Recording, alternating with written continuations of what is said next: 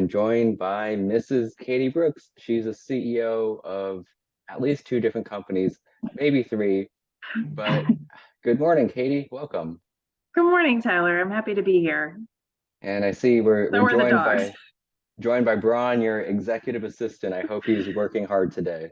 Yes, Braun and Ozzy. They're always working hard. Usually upside down on that couch. Sure, sure. So I just want to introduce you to the audience in case they're unfamiliar with your work.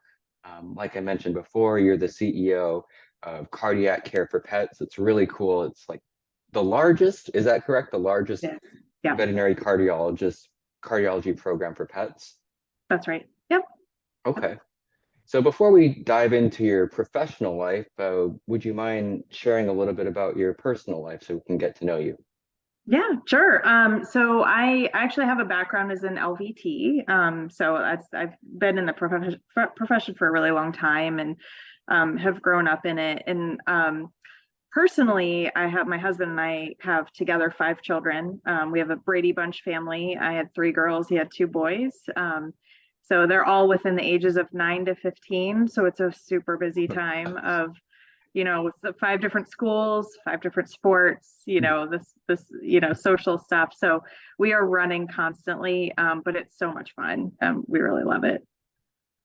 So I'm not the best at math, but I'm doing some math now. So there's 3 businesses you own, 5 kids, 2 dogs. Is that math adding up? Yeah. Well, so we own Stafford Brooks and Partner. So those are Okay. those are the startups that we did. Stafford Brooks is sort of the umbrella company that owns the partner practices. So the startup, the business that I own is Partner, and that was founded a couple of years ago when my partner, Christine Stafford, who had run the world's largest neurology group while I was running the Mhm. world's largest cardiology group, and we had both had really good team retention. Mhm. Our people stayed and were happy. And she said, what do you think about opening an emergency practice? And I was like, no way. This sounds too hard. I'm used to running, a daytime specialty. Um, but she got me, her and I spoke a lot with the people that were in emergency medicine. And of course, this was even prior to COVID. So the Mhm. pain in the industry, of course, was already there, and it got a lot worse during COVID. But we really started talking with people about what their pain points were specifically Mhm. and what we thought we could do to make it better, and realize that we had an opportunity in front of us to create homes for even more people than we had in the past. And that's really my personal passion. You know, I have a big family that relies a lot on these creatures. They're therapists, they're our comedians, they are our entertainment, they steal our food. They're super important to our family. And so, I have a passion for the people who do that work every day, because it's hard work, but it's so important. And I think it really ties into the health of the whole family, how the pet's doing. And so, when we started to hear what was happening and understanding what we felt like we could do about it, we just really felt compelled to do this. Honestly, it was just kind of like we can see this path that we feel like hasn't really been taken before, and so yes, so we worked ourselves into a tremendous amount of work, but I think we're starting to see it pay off already, which is great. Sure. Yeah, I can't imagine what 2020 must have been like for you. Like we were talking about earlier, you got married in 2020, Stafford Brooks started in 2020, Yeah. and it must have been crazy for you. It was. The kids were home from, so we blended our family. We got married, blended our family, and then it was like the world shut down. So it was like, I hope you guys like each other because you can't play with anybody else for a really long time. And the stresses of running a business through the pandemic and being at the time, at the very beginning, we didn't know what was going to happen. As it turns out, we can look back and say, oh, yeah, the demand skyrocketed in veterinary medicine. But Mhm. at the very beginning, we didn't know, are we going to be able to keep our people working, or, you just had no idea. And so, yeah, the stressors associated with that were a little crazy. But I think that the outcome of the pandemic, the thing that I'm seeing globally with people in the profession is that it has helped them hone in on what's important in their life. And I think people are being a lot more intentional about where they work, how many hours they work. And you're seeing that all across the profession of people, just sort of changing how they spend their time, because it really did bring into focus a lot of things for a lot of people all at once. Sure, sure. And to go back to what you said about leadership and making sure people have a home, I watched your Facebook post, as the CEO of your company, and you were very honest, and I very much appreciate that. You said basically, we're trying to figure things out, we're doing the best we can, but we don't know a lot right now. And to me, that's a hallmark of a classic leader, is that honesty and directness and being open with the community, because it seems like that doesn't really happen too much. Yeah, I think that's a great point, Tyler. I feel like in general, transparency is something that people need, and I feel like it's not always something that they can get. That's definitely one of the things that we thought through when we were thinking. What was important to us is to say, okay, here's all of the problems that we see. Here's all the solutions. I think that a lot of people say a lot of words, but what we wanted to do is back it all up with action and just make sure that everything that we said, we were actually doing, right? Mhm. So when we talk about transparency, we are telling people when we don't know. We are telling people when we're, trying to work through things, and what are the numbers and the metrics that we're using for that, and how does that impact them in their day to day. I think people want this information, Mhm. and I think that it helps them work better, and it helps bring the whole group together collaboratively to say, in times like that, our business could be in trouble. What can we all do collectively to help us through it? What do we know? What do we not know? And just be vulnerable. I think that having a level of humanity and vulnerability Mhm. helps you as a leader to connect with your people, which I think is the most important thing in running any organization, no matter what it is, particularly in vet medicine, which is a highly people-centered, service-oriented business that relies on highly trained, hard-to-find people. So you have to maintain that connection and trust. And the only way that you have trust is transparency. Definitely, definitely. So backing up, you're a CEO now. I don't imagine you were born a CEO. Is that correct? No, no, Okay. definitely not. No. So would you mind walking us through your journey of veterinary technician to Mhm. where you are now? Because in my opinion, that seems like an uncommon path. It is very uncommon. So when I was a little girl, like most little girls, I wanted to be a veterinarian, and I was super set on that. And when it was time to go off to school, my dad got really sick. So he had had stage 4 cancer for years. My senior year in high school, obviously our family was, struggling through that, and there wasn't money for college. So I'd gotten a scholarship, and he went out of remission in my senior year. And so my plans changed, and I was like, I want to be home. I want to be there, help the family, take care of him. And so I went to tech school instead, because I could do that locally, and I could take classes in the morning, I could take him to appointments in the afternoon, and I could work at night as an ER tech. And don't know how I did that looking back, with the amount of sleep I feel like I need now. But got into the profession, worked in as an LVT in emergency internal medicine, general practice, and just really, I loved what I did on a day-to-day basis, but some of the environments were tough. And so I was like, well, I need to get out and do something different. So I came to CVCA so that I could work part-time and go to school to figure out what else I wanted to do. And at the time, they were 5 locations. And they said, we'd love for you to, try to manage. We feel like we need a central manager, and some leadership to kind of, connect everything. And I loved the culture. I loved how people were treated. I loved the level of service that we were able to give to clients. And so I was like, sure, I'll try that. And I went to the library and checked out a book on how to manage a dental practice, because that's what they had, And so that's how it started. And over the years, it's always been about having people around me that are smart and capable and good leaders, and I've hired coaches, I've hired advisory boards, I've went to the VMI, and just any way that I could gain the knowledge that I needed at the time. I did. Surrounded myself with great colleagues like Christine. Her and I leaned on each other a lot. Have both, managing, specialty multi-location practices over the years, and we really just always been fortunate to find people who are willing to share their knowledge, willing to be honest, willing to mentor, willing to say when I was off track or maybe not thinking about things the right way. So yeah, it really was a DIY CEO career. Like, I don't know how else to absolute not the traditional path. And certainly harder at times because of that, because we're in a profession that everybody, the doctors are highly credentialed, right? You have to go through the traditional educational path or you can't get to where you are. So it can be tough sometimes in that environment, to be heard when you've learned a different way. But I have been very fortunate to be around really good people. And that's helped a lot.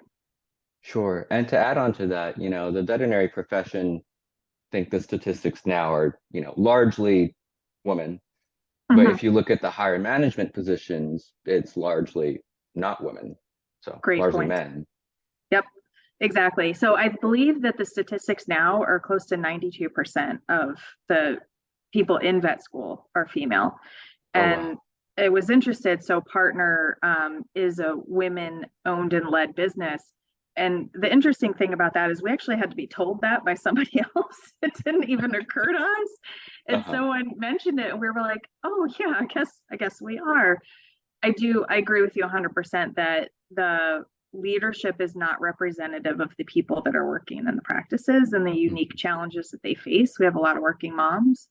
And in general, we know our profession struggles with diversity. We're the least diverse of all healthcare professions. So I think having more people in leadership that are representative, and trying to draw in, we know that diverse organizations perform better and have happier employees. That's very well documented. So I think that it's important, and it's nice to start to see people moving into those roles that are can identify more with the people that are in the profession. Sure. Yeah, and so, the theme of this series is the futurists of veterinary medicine. So I love your path. I loved your journey. DIY, LVT, CEO, all the acronyms in there. So we've talked about, your past, and now currently, what are you most excited about in terms of your different businesses and projects? Yeah, no, I think that what I see in the future is continued high demand, right? People, like we talked about earlier, people's priorities have changed, right? So people are focused on their families, they're focused on their pets' role in the family and how important that is. And the demand is not going to go down. All of these pets that we got during the pandemic are going to age and they're going to need more care. And so what I'm really excited about is being able to create more sustainable environments for specialists and emergency veterinarians, because it's needed. Where some of the markets that we're going into, the ERs are closed entirely. If your dog gets hit by a car, there's nowhere to go. And that I hear across the country.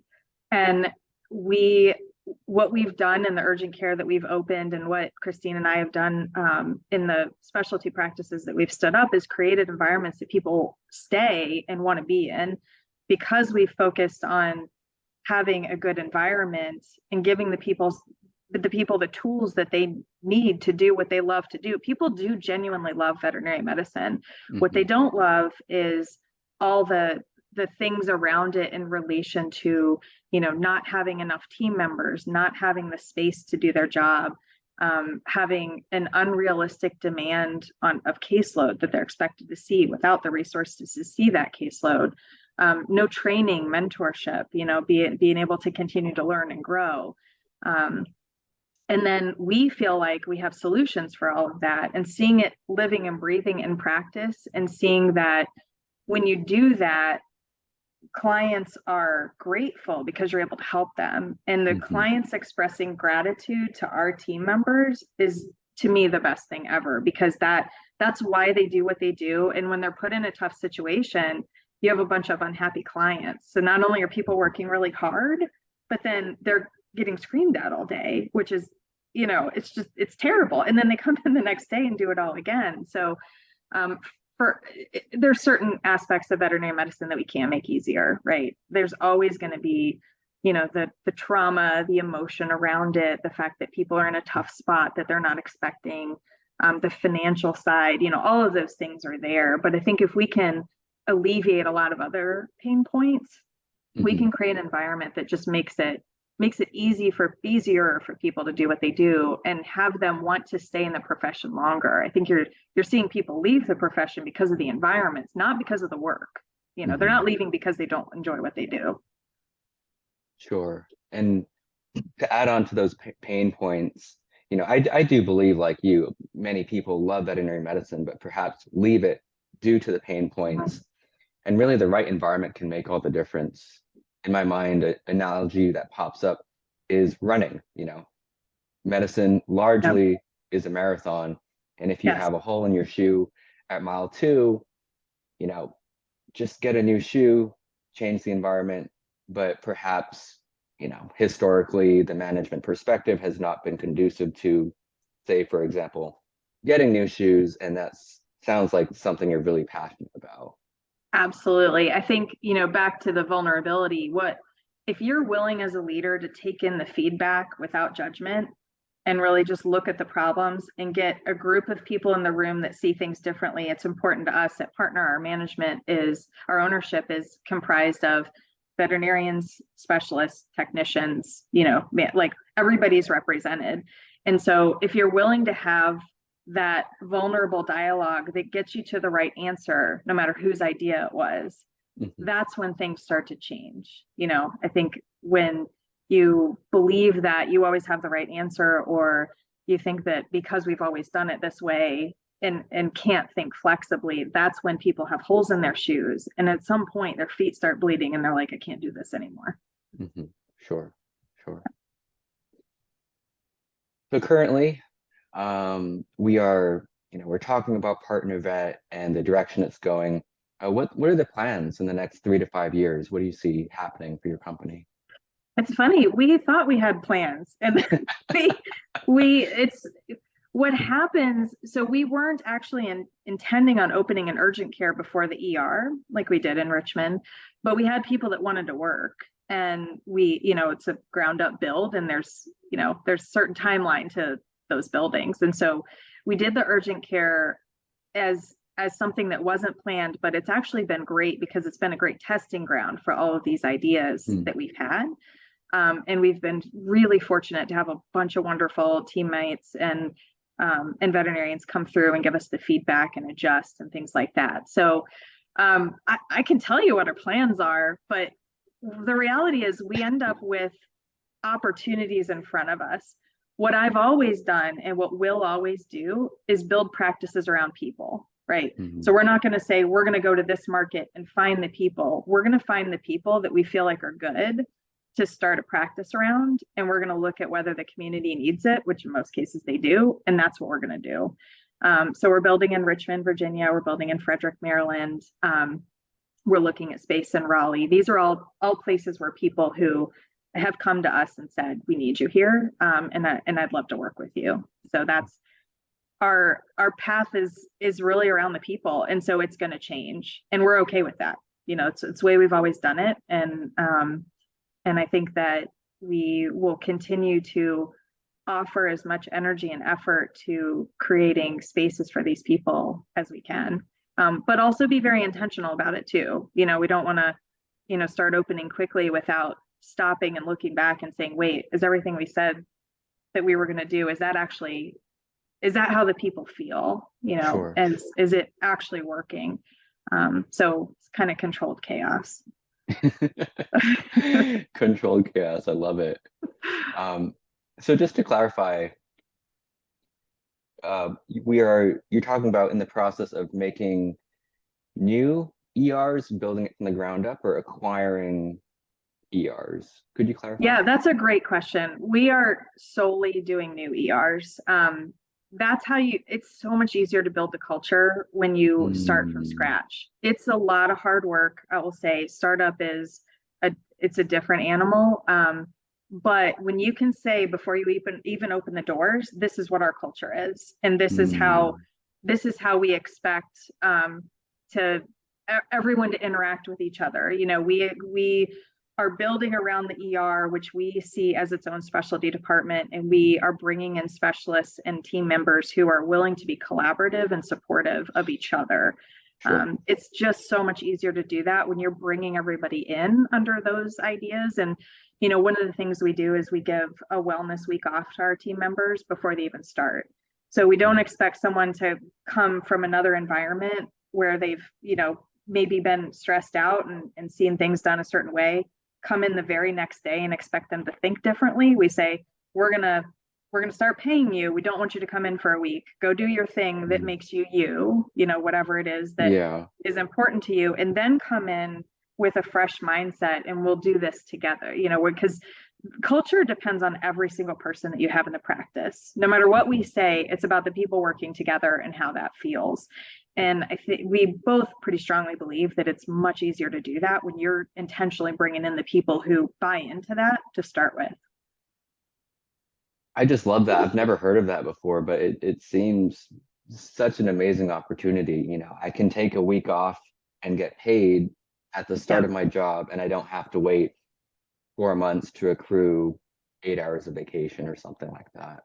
Right, because that's what helps people bring their best self in. And I think that was one of the things that we really felt like is action behind our promise, right? Mhm. Like if we're looking to create, you know, a mentally, you know, safe community, you know, emotionally take care of people and create a good culture, we want them to be in the right frame of mind to do that. So what is something that we could do to make that actually happen? And a lot of people don't have the resources to just take a week between jobs. So Mhm. so we felt like that was something that we could do right up front that shows our commitment to people and their mental health and well-being, and which reflects directly on the culture that we have every day and on patient care. You know, it all comes from that. You know, Mhm. we believe that everything starts with the people that you have and how well they are able to get through the day and do their job because of how they feel and what it's like in the practice. And that will all of that passes through to the patient care, which is what makes the business do well. Sure, sure. Yeah. So it seems like, you know, sometimes people think you can either have great patient care or have great, you know, team care. But I love that you're challenging this assumption of, you know, we need both and it is both. It's and we need it both. I honestly don't think you can have one without the other, really. And if you do, it doesn't last very long. You don't keep your people, and then your doors are shut and you're not helping clients. Sure, sure. Yeah. So my last question for you is if there was a message that you could share with the entire world, the world of veterinary medicine, what would that be? It's a great question. I believe that everyone in veterinary medicine has a level of passion that for what they do that's hard to find in any other career or any other field. And so if you can stay connected to that and find the right place for you, then there's so many people out there that need help now and in the future. And we really need good people to stay in vet medicine. And I believe that I want everybody to value themselves and what they do enough to land in the place that values them too, and be able to share those gifts with the world because we need it. We need it desperately. I mean, I hear every day of people who, and I faced it myself with everybody I know, not being able to get care for their pets, and it's scary. And if we keep going the way that we're going, it's going to get worse. So Sure. I love what you're doing. I love your enthusiasm and not just your words, but your actions behind your words. I think it sets a great example for now and the future of veterinary medicine. thank you so much, Tyler. I really appreciate you taking the time, and always excited to talk about this topic. I really, really have a love and a passion for the people who do this. So That sounds great. Well, Katie, thank you so much for your time. Great, thank you.